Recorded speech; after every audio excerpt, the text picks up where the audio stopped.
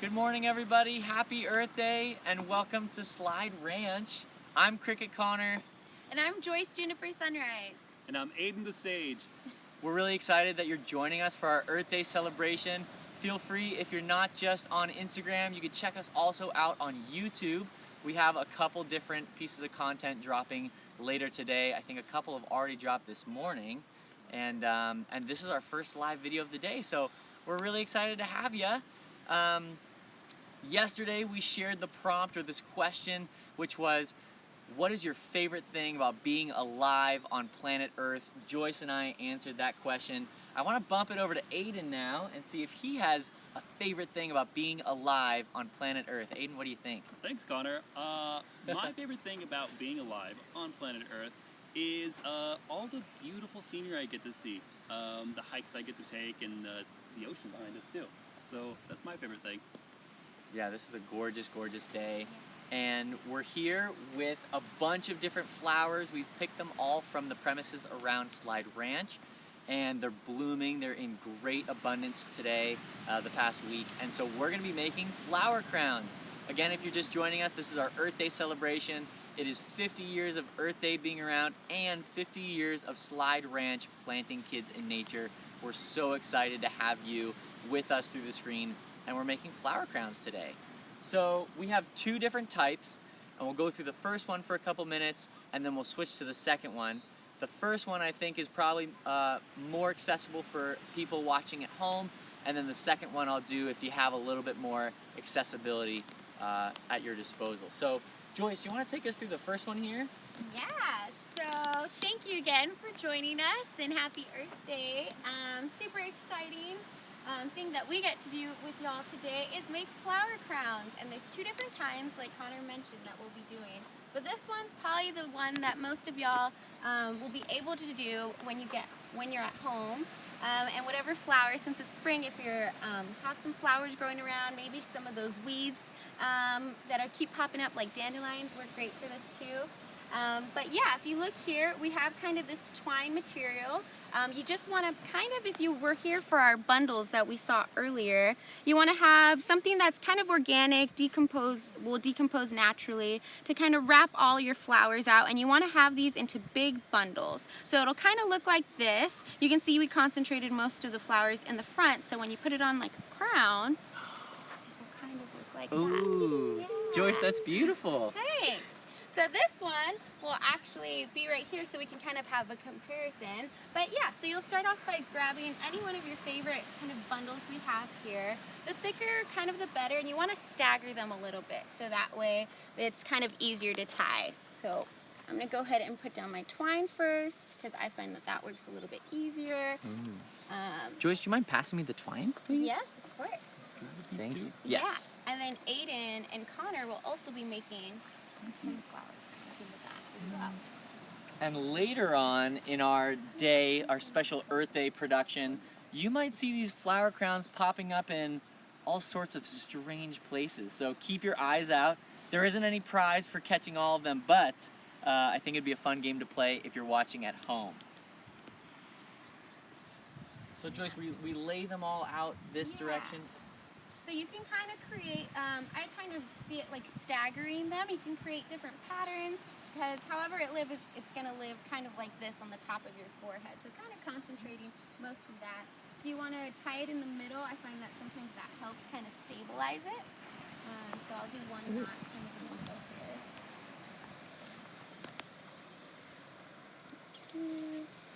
here. Just any nice. And Melissa Moon here helping film, and I just want to let you guys know that viewers are excited by watching y'all make these beautiful, beautiful headpieces. Oh, thanks, Melissa Moon. Thank you, Melissa Moon. Thanks for joining us. Yeah, and any questions, if y'all have any questions while we're making these, are always encouraged. A lot of these come from our garden here on the ranch, and then they kind of grow around our trails here. So yeah, if anybody's familiar with calendula and chamomile, I wish we had smell-o-vision because it smells so good and it's very therapeutic as well. So highly encourage planting these in your own gardens at home if you're able to. So kind of wrapping it around up. So I tied it in a knot here, and then I'm kind of bundling it up tightly together. And then I'm gonna see how my twine is short. That's totally fine. That's why we have extra twine. I'm just gonna go ahead and tie another one at the end here. So I'll go ahead and do that as I start collecting more flowers for the second part of my crown. Cool. Cool. All right, how's yours coming? Oh, yours looks great, Connor. I'm similar liking this one. patterns, yeah. I've got mint, which smells really good. I've got, again, like Joyce was saying, some calendula, just one big beautiful flower. I've got, Aiden, what did you call this red one here? African flag. African flag. So that's a really beautiful wildflower around here that we picked this morning. And a couple others that I'm not as familiar with, but smell and look amazing. So I've run out of a little bit of twine. So again, like I'll get some more twine to kind of finalize the wrapping around my head. But this is kind of like the preview, I think, of what it would look like. Is it looking all right, everybody? And then if you have Beautiful. some of these longer pieces, you can even use that instead of twine to kind of just have it be the flowers themselves holding them all together. So I just use this kind of, it's part of the brassica family. So I think this is our wild mustard that grows around here on our trails. I'm just wrapping it around here Ooh. to kind of create a natural twine that will also decompose naturally. That's a great segue. Actually, we had a question. What kind of flowers grow by the ocean? Ooh, I love that Great question. And such a great place to ask it because we're very blessed to be right here by the ocean. We have a lot of our wild radish going crazy, but more of a native species that we find a lot out here are some of our lupins. So if you're lucky to be out here on the trails, you can find a lot of lupin blooming right now, different tines, kind of that silver bush lupin. If you're closer, higher up, you might find some sky lupin. As well as some seaside daisies, some checker blooms we got a lot of Indian paintbrush. So it's a beautiful time here at Slide Ranch, and we're super blessed to be here. Another one of our crowd favorites is our sour grass, which is a little edible plant that a lot of our students, when they do come to Slide Ranch, get to eat. It's a very exciting thing, and actually I have some right here. I didn't put any in mine today, but it's this beautiful green stemmed plant with the nice yellow flowers, and believe it or not, it's fully edible. Wow, imagine that. Yeah, so maybe you've been to Slide Ranch in the past, or you remember from your youth on some field trips. It's definitely been a fan favorite of all of our students here. So if you find any sour grass, you're welcome to try it out for yourself as well. But yeah, my flower crown seems to kind of be coming along.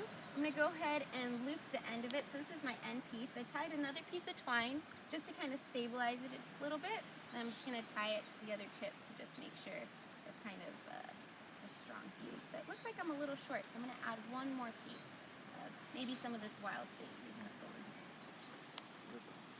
Yeah, how's yours coming along, Aiden? Mine's coming along great. I made mine very big, and we'll see how it turns out. But I'm very excited. Not too bad. Alright, so I'm just gonna finally wrap the end here. Other things that can work if you have some wool yarn would be great for this as well. If you can't find twine, maybe if you have decomposable floss as well, that can work. We just want something that want to avoid things like pipe cleaners and things like that. Something that if it goes back into nature, it's going to decompose naturally. Hey, we have a flower flavor question. Ooh, I love that question. That's a great question. What does sour grass taste like, and can you make a salad with it? Oh, that's a great question. I love that. Yeah, so sour grass, apt to its name, is a sour tasting plant. It's got like a bite to it. It's very crisp.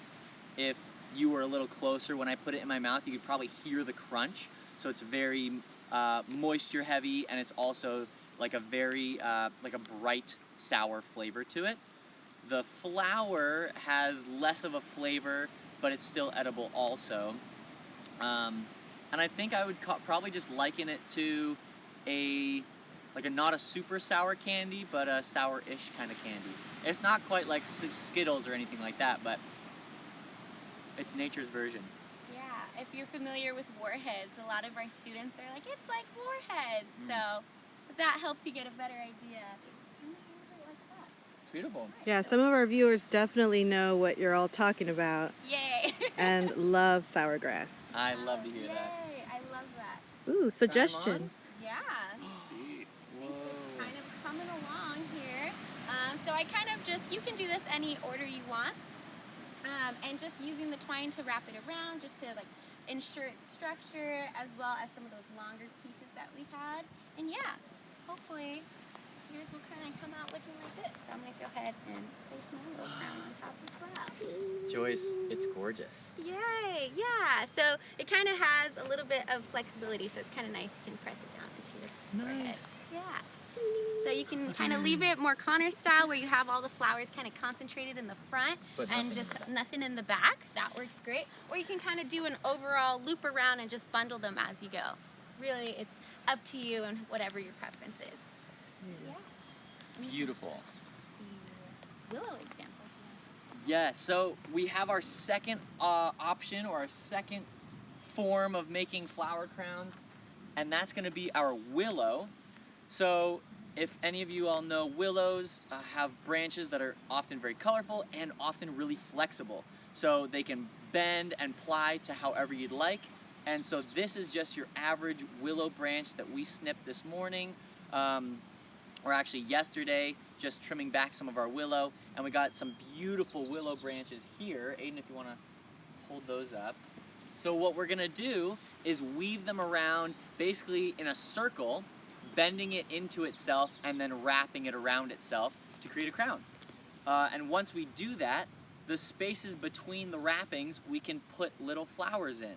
So it's a little different. You're probably, if you have this option, you're probably gonna want smaller flowers, because the bigger flowers that we use for wrapping around in this method wouldn't quite fit, or might just droop over. So what we're gonna do, again, we're taking this willow branch, we're wrapping it around itself, and then we're sticking small flowers in, and the finished product might look something like this. So it's a little bit green, it feels very spring for me.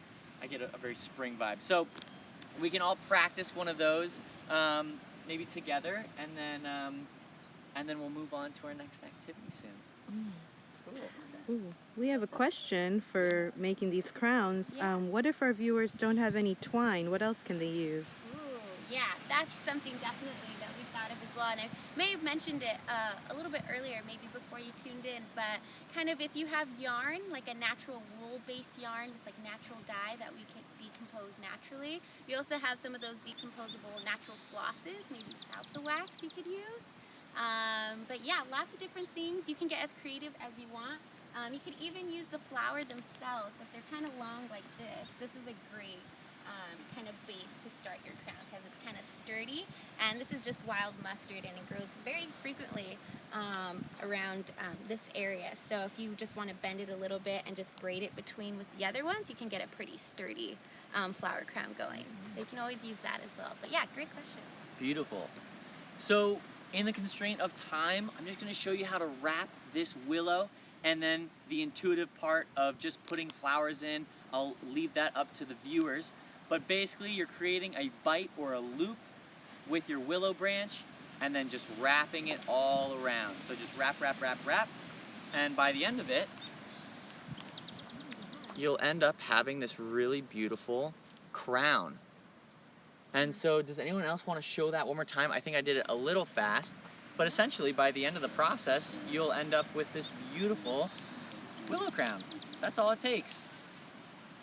So Joy, show us again. Yeah, and I'm going to do it slow-mo because I'll learn with y'all as well. So we kind of create a loop here, correct? And then we're going to slowly make our way around. And then just kind of intertwine it in there.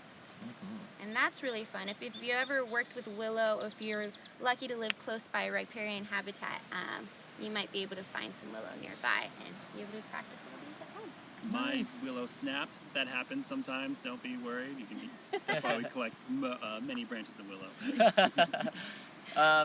So again, if you're just joining us, This was Flower Crown making it Slide Ranch. If you're just tuning in or stumbling upon this live feed, we're doing live feeds all day, all the way up until 4:30 is going to be our last one. That's milking in the pasture.